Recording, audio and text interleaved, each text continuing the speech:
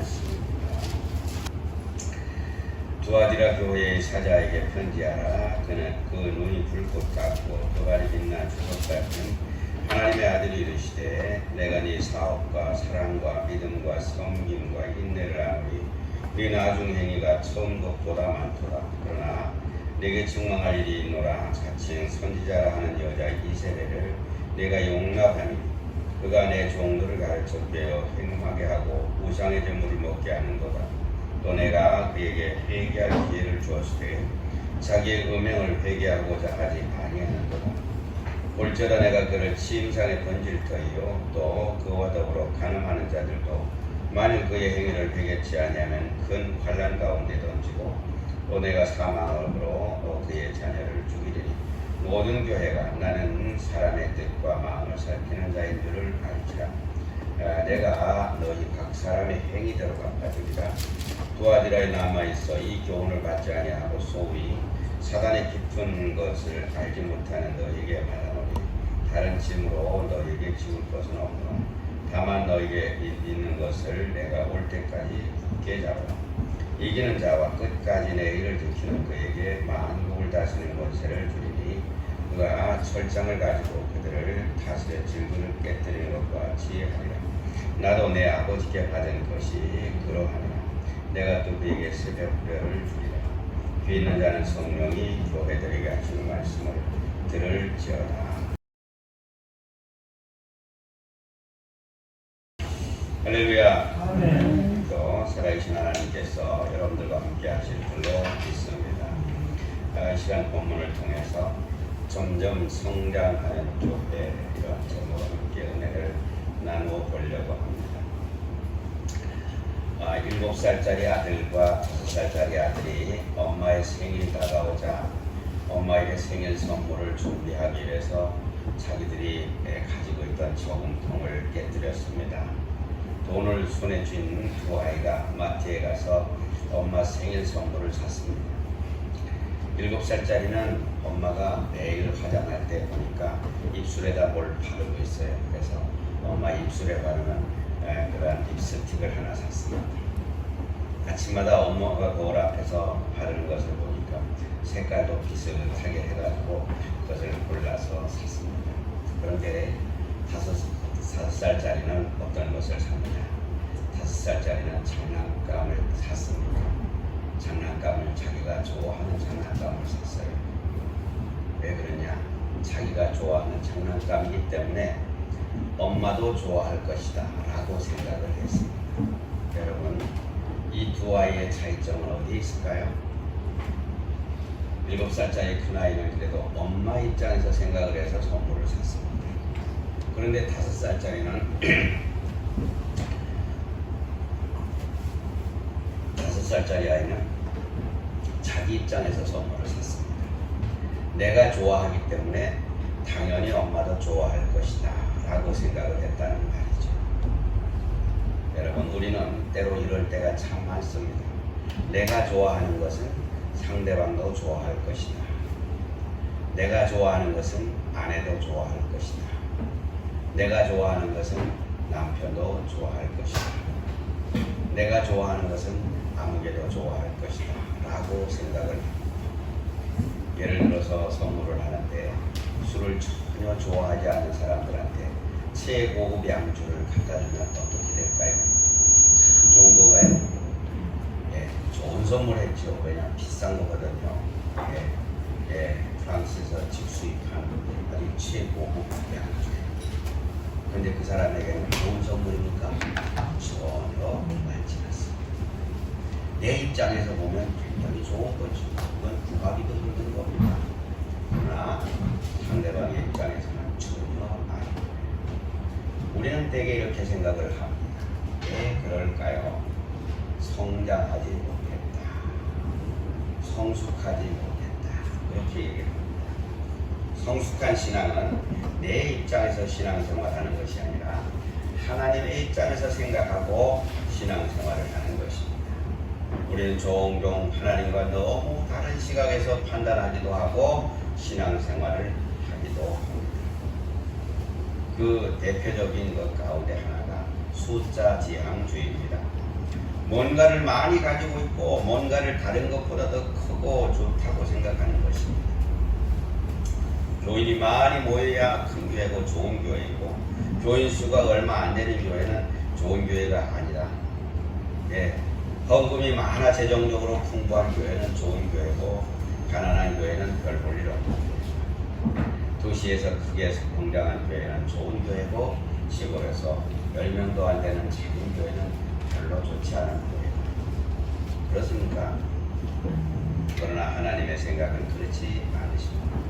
하나님께서는 교회의 숫자를 좋은 교회, 그렇지 않은 교회를 나쁜 교회라고 판단하지 않습니다. 얼마나 재정적으로 튼튼한 교회인가 하는 것으로 좋은 교회, 그렇지 않은 교회로 나누지 않으신다는 겁니다. 여러분, 우리 자신들도 성공했다라고 하는 것은 대단히 사회적으로 좋은 지위를 차지하고 또 크게 사업을 해서 그렇게 한 사람들은 성공한 사람, 그렇지 않고 그저 매일 똑같은 일을 하는 사람은 성공하지 못한 사람. 진짜 그렇습니까? 성공의 기준은 어디에 있을까요? 전부 자기 기준에 따라서 다릅니다. 여러분, 성공이라고 하는 단어의 뜻은 자기가 목표한 것을 이루는 것이 성공입니다. 여러분은 성공하셨습니까? 여러분들이 목표해서 지향한 만큼 이뤘으면 성공하신 거예요. 다른 사람과 비교하지 마세요. 다른 사람이 그렇게 됐으니까 나는 저렇게 안 됐으니까 나는 실패한 사람 아닙니다. 전혀 아니에요. 다른 사람이 60평 아파트 가지고 있으니까 나는 20평짜리 아파트만 가지고 있으니까 나는 실패한 사람 아니에요. 전혀 아니라는 얘기입니다. 여러분, 그것으로 비교하지 마시라는 얘기입니다. 오늘 요한계시록 2장 3장에는 우리가 계속해서 7교회가 소개되고 있습니다. 여러분, 계속해서 그중 제가 이제 교회에 대해서 7교회를 차례대로 이렇게 소개를 하면서 우리 교회를 한번 살펴보자는 얘기예요. 그리고 우리 자신들의 신앙을 한번 살펴보기 위해서 제가 7교회를 계속 차례대로 이제 나가고 있습니다. 그 가운데 부자인 교회는 맨 마지막에 나오는 라오디게아 교회를 예수님은 부자 교회라고 그랬습니다. 그러나 너는 부유하다 그랬습니다. 그런데 그 교회는 우리 주님께 책망을 받았습니다. 토하여 버리고 싶을 만큼 주님의 마음에 들지 않는 교회였습니다. 반대로 오늘 우리가 읽은 말씀에 나오는 투아디라 교회는 7개 교회 가운데 가장 작은 교회였습니다. 그런데 7개 교회에 보낸 편지의 내용들을 살펴보면 투아디라 교회에 보낸 편지는 가장 길게 쓰여져 있습니다. 가장 작은 도시에 가장 작은 교회이지만 작다고 해서 우리 주님께서 무관심하거나 적당하게 넘어가지 않으셨다는 겁니다. 작지만 우리 주님께서는 깊은 관심을 가지고 가장 길게 말씀을 주신 그러한 교회입니다. 여러분, 우리 팔봉교회 하나님께서 이와같이 정말 주님 앞에 칭찬되는 교회 되시기를 바랍니다. 두아디라라는 작은 도시는 작은 도시지만 상업이 굉장히 발달한 도시였습니다. 사도행전 16장에 보면은 사도 바울이 빌립보에서 복음을 전할 때 가장 먼저 복음을 받아들이고 세례를 받았던 사람이 루디아라고 하는 여인인데, 루디아라는 사람은 빌립보 사람이 아니라 두아디라 사람입니다.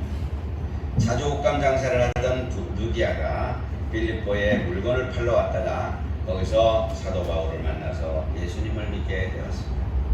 그처럼 두아디라는 상업이 굉장히 발달한 그런 도시였다는 얘기죠. 상업이 발달했다는 것은 다른 말로 하면 부패하기 쉬운 도시이고 타락할 가능성이 많은 도시라는 뜻이기도 합니다. 옛날이나 오늘이나 마찬가지입니다.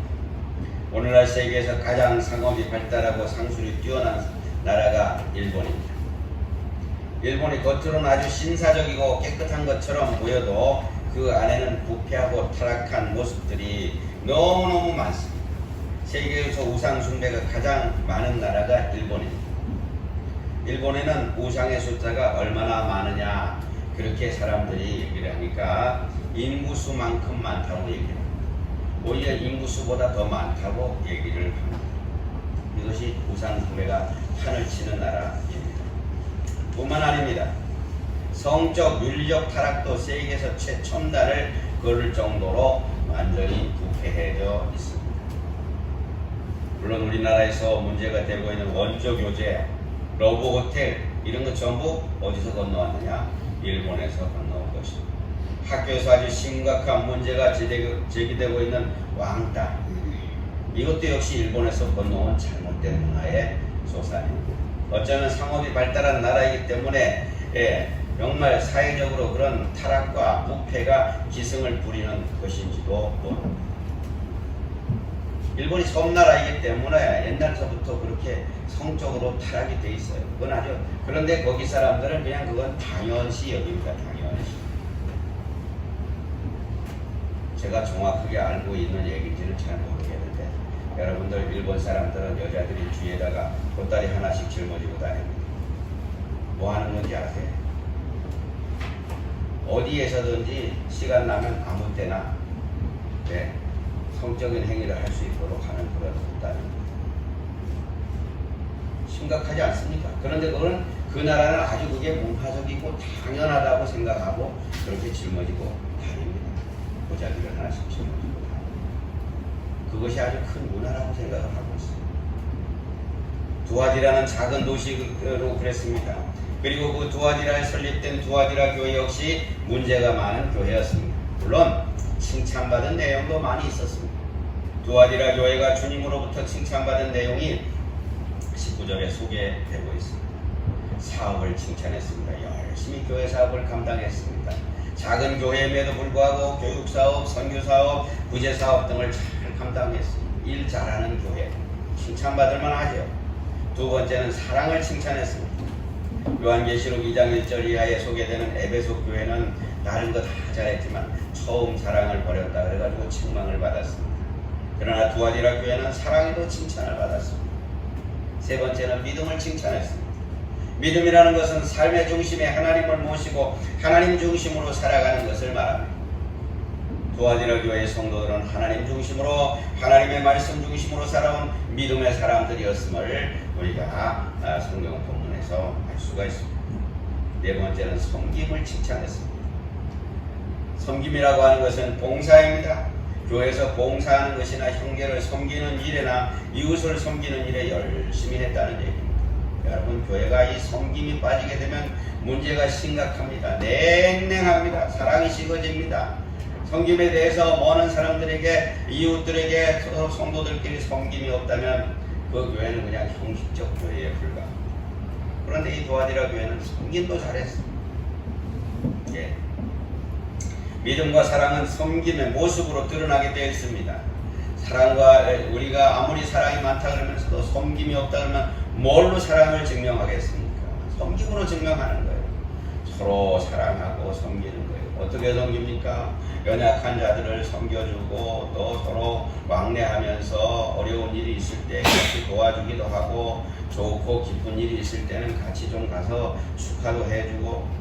그런데 여러분, 성도들끼리 그냥 하지도 않게 냉랭하게 그냥 너는 너고 나는 나다 이런 식으로 하면 교회가 사랑이 식어져 가지고 아무것도 안 됩니다.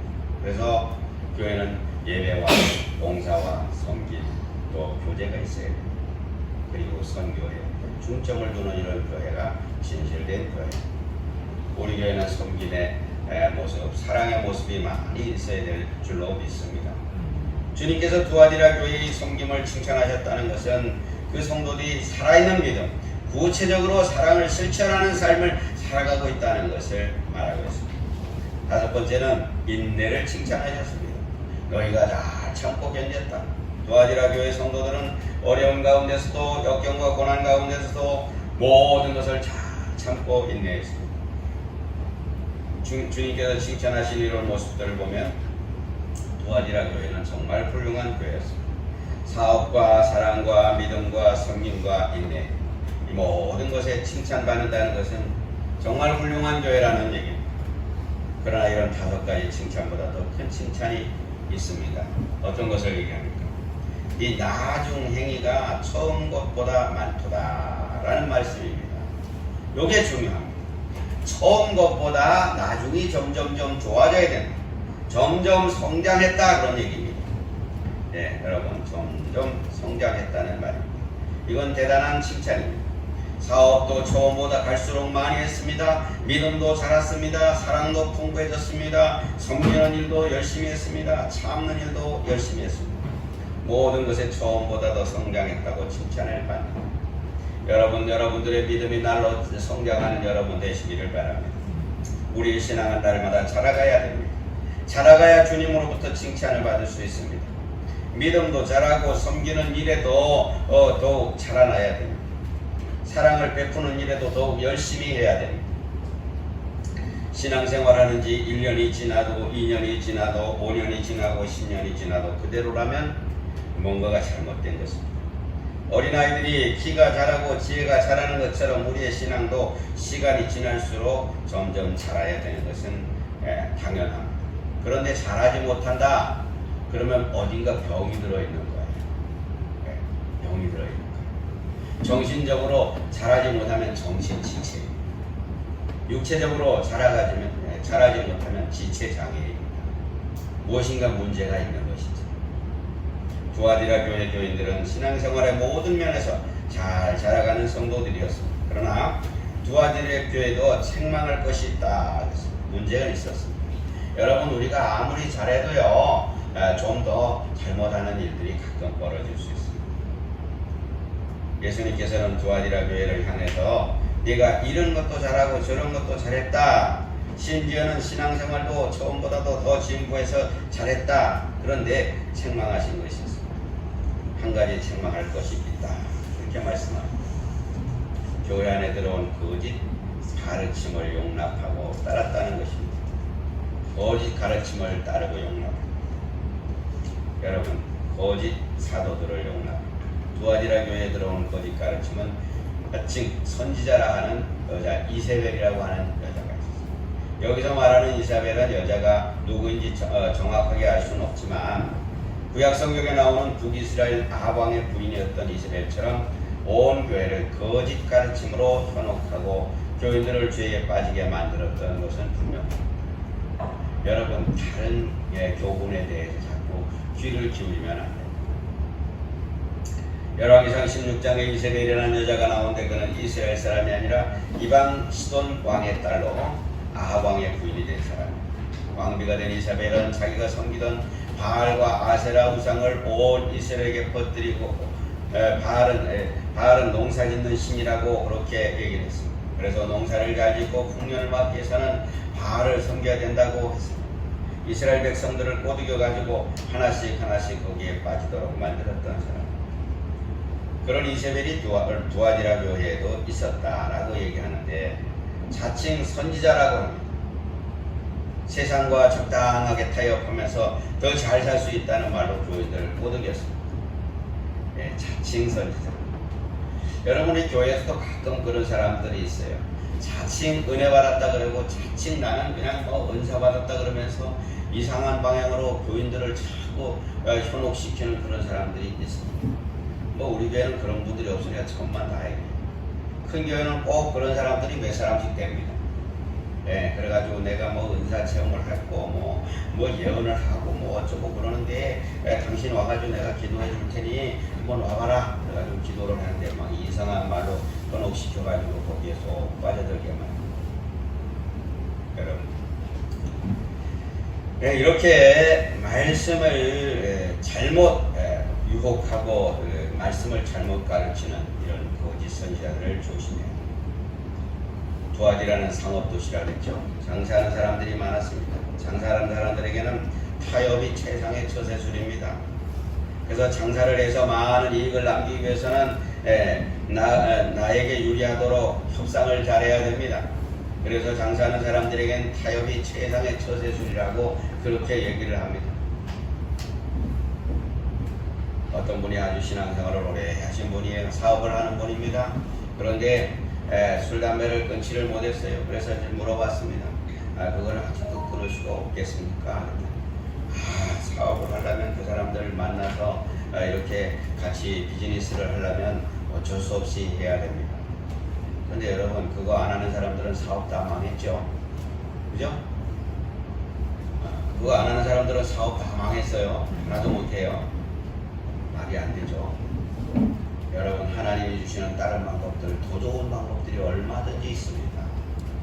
근데 사업 때문에 그걸 꼭 해야지만 된답니다.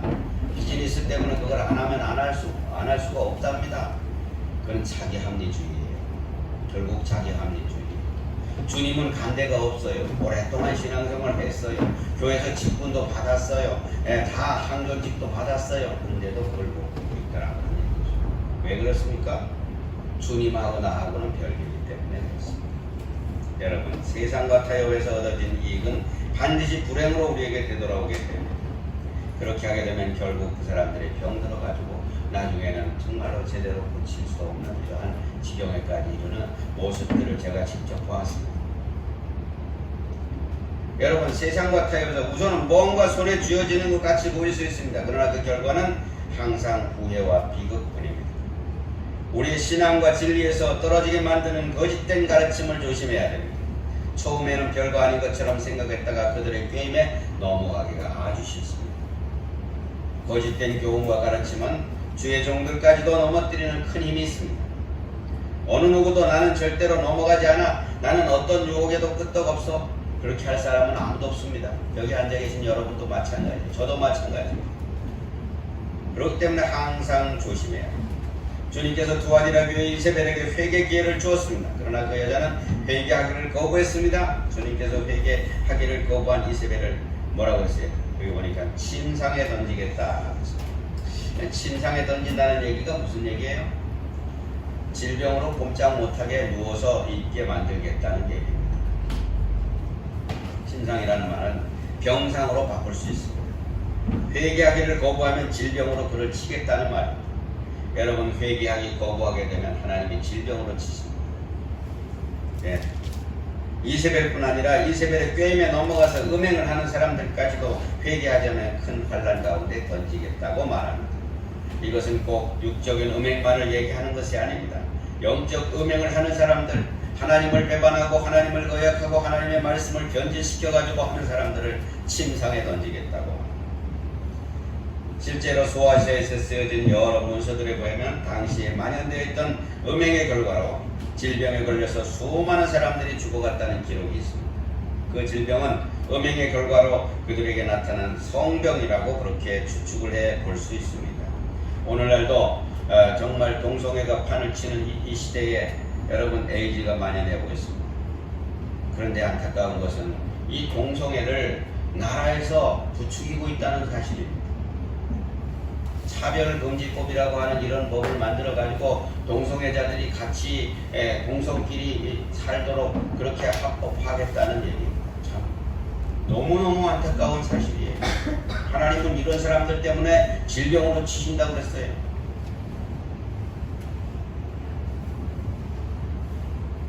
여러분, 동성애자들이 서울시청 앞 광장에서 그냥 막 벌거벗고 뛰놀고리도 오히려 경찰들이 호위하면서 다른 사람들이 접근하지 못하도록 보호해주는 나라가 우리나라밖에 없어요.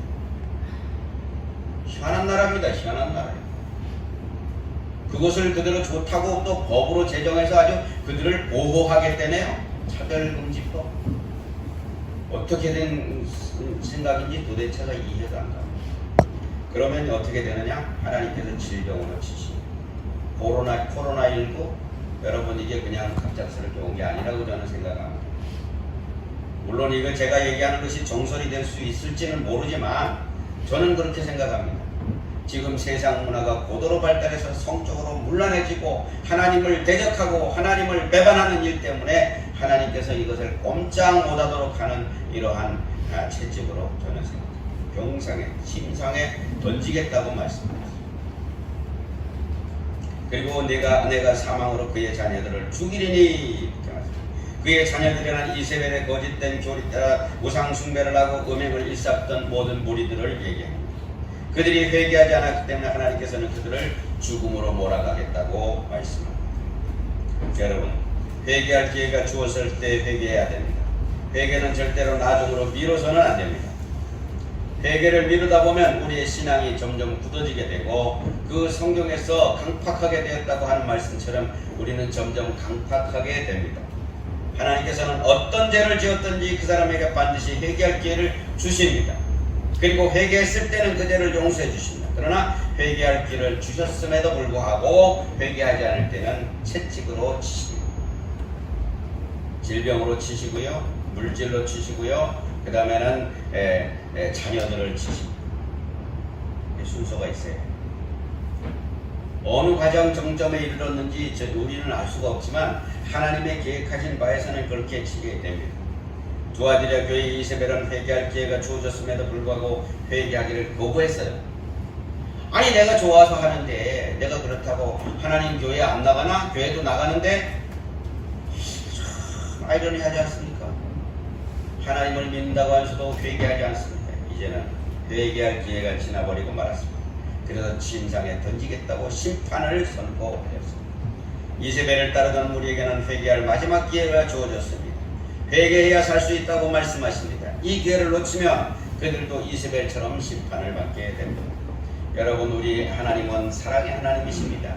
죄를 지은 모든 사람들을 용서해 주시기 위해서 독생자 예수 그리스도를 이 땅에 보내주시기까지 하신 분입니다. 그러나 죄에 대해서는 아주 준엄하신 심판주 하나님이십니다. 할렐루야. 하나님은 죄에 대해서는 아주 심판하시는 하나님이에요. 강력하신 분이십니다. 두아디의 뼈를 어지럽게 만들었던 이세벨이라는 여인은 자칭 선지자였습니다. 하나님께로부터 선자로 부르신 것이 아니라 자기 스스로 선지자예요. 그리고 떠벌리고 다니는 사람이었습니다. 에베소 교회도 자칭 사도라고 하는 사람들이 있었습니다. 서머너 교회는 자칭 유대인이라고 하는 사람들이 있었고, 두아디라 교회는 자칭 선지자라고 하는 사람들이 있어서 그들이 교회를 어지럽히고 교인들을 거짓 교훈으로 유혹하고 있었습니다. 여러분, 혹시 우리는 그렇지 않습니까? 자칭 나는 예수 잘 믿는 사람이야. 자칭 하나님은 인정 안 하셨는데 자칭 나는 그래도 예수 잘 믿는 사람이야. 나는 아무개 교회 집사야, 권사야, 장로야. 그런데 여러분, 자칭은 아주 무서운 겁니다. 하나님 앞에 인정을 받느냐가 중요합니다. 할렐루야. 여러분, 하나님 앞에 인정받는 여러분 되시기를 바랍니다. 교회 생활을 하면서 우리는 자칭이라는 것에 조심해야 됩니다.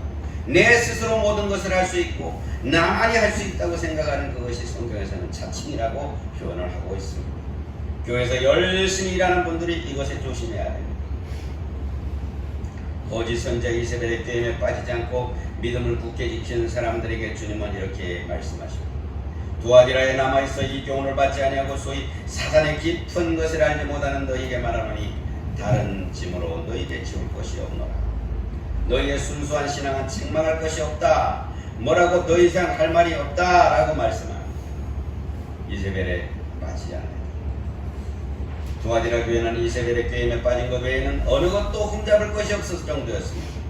열심히 합니다. 바르게 신앙생활하였습니다. 그러기에 이세벨의 거짓 교훈을 따르지 않는 사람들에게는 더 이상 책망할 것이 없다는 얘기죠.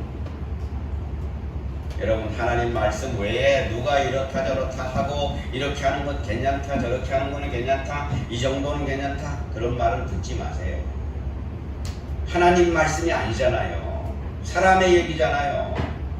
어떤 사람들은 하이 조금은 괜찮아. 글쎄 그게 괜찮은 겁니까? 사람으로서는 괜찮을지 모르지만 하나님으로서는 괜찮다고 얘기한 적이 없어요. 하나님이 언제 괜찮다고 그러셨어요? 조금은 괜찮다고. 한 번은 괜찮다고, 그 정도쯤은 괜찮다고, 한 번 빠지는 건 괜찮다고 하나님이 그렇게 허락하셨던가요? 아니잖아요. 우리는 하나님의 말씀을 우선순위에 둬야 될 줄로 믿습니다. 하나님 말씀이 중심이에요. 우리의 신앙의 초점은 하나님 말씀이 기준이지 다른 사람 얘기가 기준이 아니에요. 강동규 목사가 허락했다 그래가지고 그게 기준이 아닙니다. 여러분, 착각을 하시면 안 돼요. 우리 목사님은 괜찮다 그러셨어. 그건 목사님 얘기고 하나님 성경에 그렇게 되어 있냐고요. 목사님은 할 수 없으니까 그렇게 해도 된다고 얘기할 수도 있어요. 왜? 인간이니까. 인간적으로 그렇게 하면 또 삐져서 도망을 안 나올까 봐. 그래서 마음 좀 추스려 주느라고 좀 그렇게 하세요 라고 얘기할 수 있겠죠. 그러나 속으로는 어때요? 속으로는 찢어지는 마음으로 했겠죠. 그렇지 않습니까? 여러분, 우리는 다시 한번 깊이 생각해 봐야 합니다. 그들에게 주님은 이런 권면을 하시고 있습니다.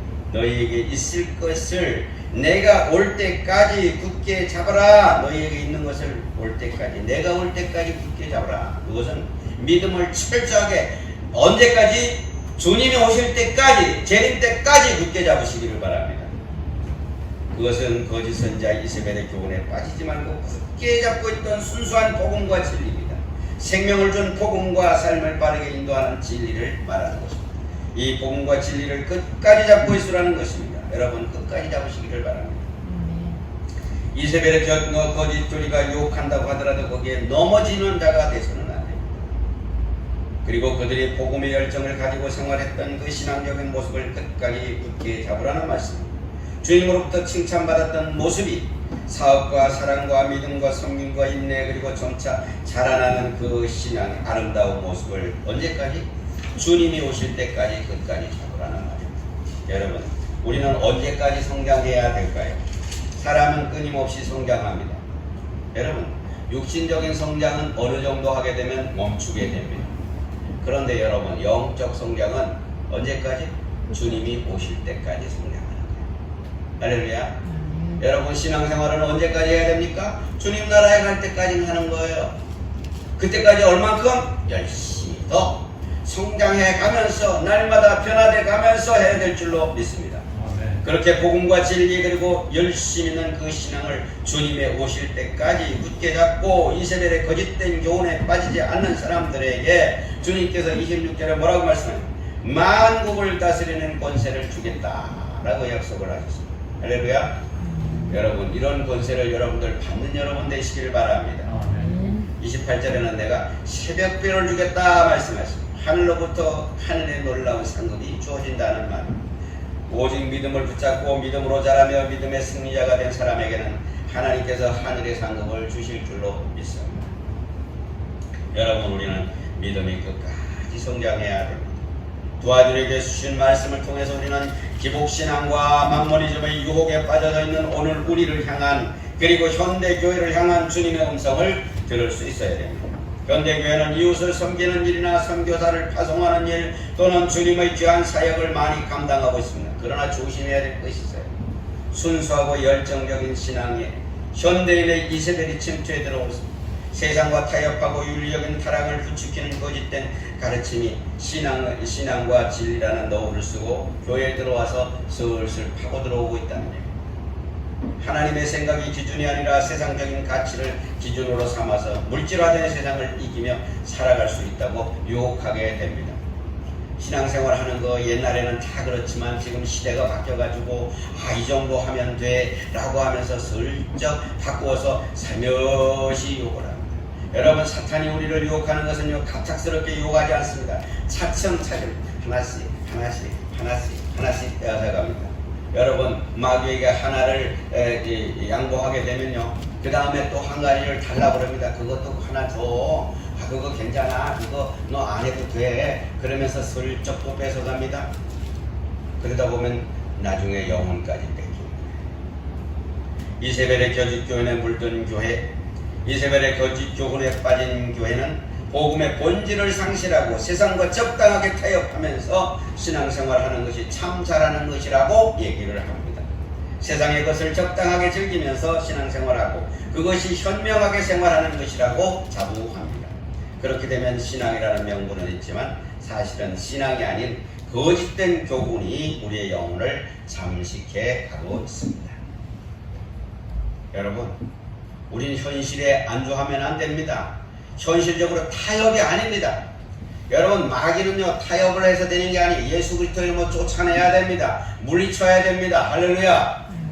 예수님이 물리치셨죠. 적당히 타협해가지고 야 그거는 요 정도만 해. 내가 요 정도 봐줄게. 그래갖고 말 안 들어요. 마귀는요 참 이상한 것이요. 하나를 주면 둘을 달라 그러고 둘을 주면 4개 달라 그러고 4개 달면 8개 달라 그러고 다 달라 그래요. 그래갖고 자기 종으로 만들어버립니다. 수하에다 놓고 놀기를 좋아하지 따라오는 거 절대 안 합니다. 마귀는. 여러분 깊이 생각해 보십시오.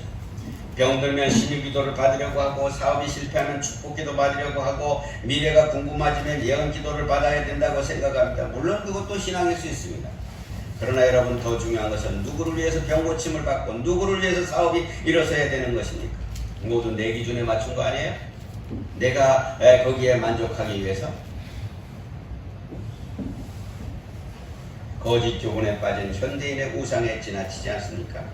마치 마음이 답답하면 점쟁이를 찾아가서 하는 것처럼 기복신앙과 복음을 혼합하고 있는 것입니다. 여러분, 우리가 무슨 문제만 있어서 주님 앞에 나오는 건 그건 신앙이 아니에요. 문제가 있어서가 아니라 늘 주님을 섬기는 자가 되시기를 바랍니다. 지금 내 신앙은 바른 신앙 위에 서 있는가? 바른 말씀 위에 서 있는가? 우리의 신앙을 한번 되돌아보시고 점검하시기를 바랍니다.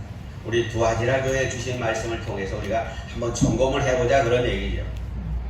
우리가 새해 들어서 제가 이렇게 교회를 계속 짚어가면서 얘기하는 것은 오늘날 우리 현실적인 상황이 어떻게 되돌아가며 그리고 우리가 어떤 위치에 서서 어떤 기준점을 잡아서 신앙생활을 해야 되는가를 여러분들에게 말씀을 드리는 겁니다. 하나님을 향해서 자라나가야 됩니다. 세상이 주는 달콤한 이익을 주워 먹으라고 유혹하는 거짓된 음성에 빠져서 살아서는 안 됩니다. 여러분, 하나님을 믿는 믿음의 신앙은 단호한 겁니다. 하는 건 하는 것이고 아닌 건 아닌 것입니다. 세상에 민감하게 반응하는 신앙이 아니라 하나님의 음성에 더 민감하게 신앙으로 자라나야 됩니다. 세상에 더 닮아가는 신앙이 아니라 예수 그리스도의 마음을 더 닮아가는 신앙이 되어야 됩니다. 그리고 세상에서 성공한 사람들이기보다는 믿음 안에서 승리하는 사람들이 되어야 됩니다. 세상 사람들이 성공했다고 칭찬하는 사람들이기보다는 하나님께 칭찬 듣는 사람들이 되어야 됩니다. 세상에서 주어진 성공과 쾌락보다는 하나님께서 주실 상급을 바라보면서 사는 여러분들이 되시기를 바랍니다. 믿음으로 성공하시기를 바랍니다. 오늘 본문의 제목이 이렇습니다. 점점 성장해. 여러분, 우리는 언제까지 가만히 앉아서 다른 사람들이 하는 것만 쳐다보고 나는 가만히 앉아서 신앙생활 어떻게 하실 겁니까? 여러분, 우리는 이제 성장해. 아이들이 성장하는 속도가 처음에는 꼼짝도 못하다가 뒤집고요. 그 다음에 뒤집고 나서는 어떻게 기어다닙니다. 기어다니다가는 일어납니다. 일어나서 넘어지면서 수없이 넘어지면서 걸어갑니다. 그러다가 걷기 시작하다가는 바로 뛰어가기도 하고요. 바깥에 나가서 돌아치고요. 온 방에서 돌아치고 난리를 합니다. 엄마가 해주는 그것을 먹다가 그 다음엔 자기 스스로 먹습니다. 그러다가 점점 성장하게 되면 내 스스로 모든 것을 하는 거예요. 화장실도 내 혼자 가고요. 모든 것을 다 내가 하는 겁니다. 밥도 내가 먹습니다. 여러분, 누가 먹여줄 때 바라면 안 됩니다.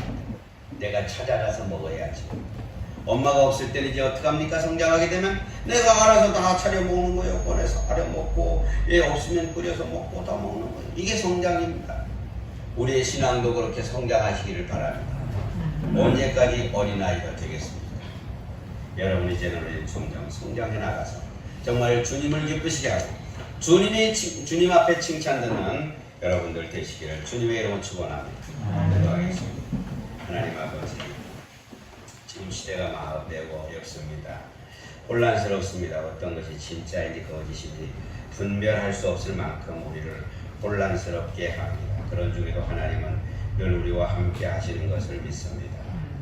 우리 주님이 주신 귀한 말씀을 토대로 해서 우리는 두아리라 교회처럼 정말 하나님 앞에 칭찬 듣는 교회 되게 하여 주옵소서. 그러나 많은 것에 하나님 앞에 칭찬을 듣지만 이세벨과 같이 거짓 선지자가 그 가운데 끼어서 그들을 괴롭히고 그들을 유혹하고 있다는 것을 우리가 믿고 우리가 세상에 유혹당하지 않게 하여 주시고 오직 진리의 말씀을 토대로 해서 하나님의 말씀의 기준점을 삼아 우리의 신앙이 날마다 성장하는 거룩한 성도들 되게 하옵소서. 예수님의 이름으로 간절히 기도드립니다. 지금은 우리 주 예수 그리스도의 크신 은혜와 독생자를 아낌없이 보내주신 하나님 아버지의 크고 넓은 사랑과 성령님의 감동 감화 충만 역사하시고 이제 점점 성장하는 교회를 만들어가기 위해서 우리의 믿음이 성장하고 나가서 힘있게 주의 복음을 증거하여 하나님의 뜻을 이루기를 다짐하는 머리 숙인 모든 성도들 머리 위에 저들의 가정과 하는 모든 기업들 위에 우리 팔공 교회와 이 나라 온 백성들 위에 영원토록 함께 있을지어다.